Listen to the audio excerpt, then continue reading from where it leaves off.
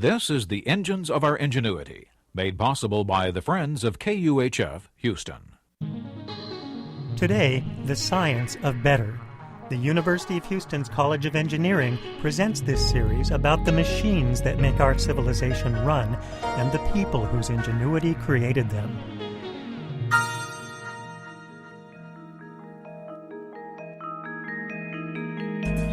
When someone's called an electrical engineer, we have some idea of what that person does.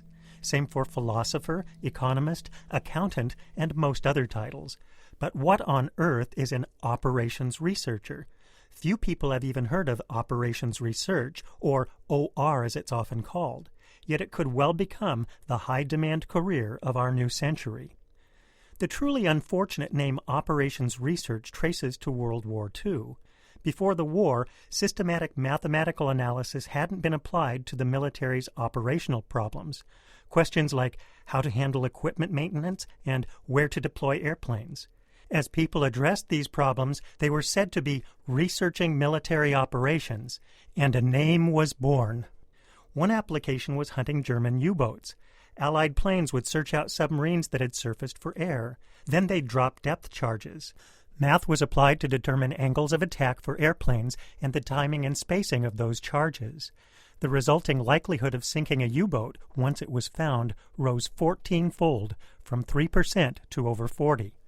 After the war, operations researchers realized that the tools they'd developed applied to all sorts of problems, streamlining package delivery, improving manufacturing processes, designing financial asset portfolios. Professional societies formed. The field found its way into universities and businesses. Even the world of sports benefited from OR. It answered questions like, what's the best schedule for a football league? That's a tough problem when you think about the many constraints involved. What differentiates operations research from other forms of engineering is a focus on systems rather than components. An electrical engineer might be interested in a new security device for checking shipping containers at a port. An operations researcher asks where and how those devices should be deployed to improve overall safety. Operations researchers have to know the mathematics of optimization and random processes. They have to be fluent in the use of statistics, simulation, computer programming. What's amazing is that these tools can serve so many problems in so many fields. That's why we find OR scattered throughout different parts of universities. It can be found in industrial or systems engineering programs. It serves business schools and departments with words like decision, information, or management science in their titles. So the price paid for such enormous usefulness is a lack of identity. Most people who've been served by OR have never heard of it. That's a poor state of affairs considering the rising need. Our world grows more complex daily.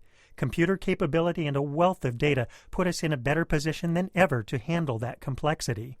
We live in an ideal environment for people who know the field, especially if they can communicate as well as they can do the math.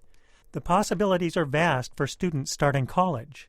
That is, of course, for those who've managed to find out what operations research is. I'm Andy Boyd at the University of Houston, where we're interested in the way inventive minds work.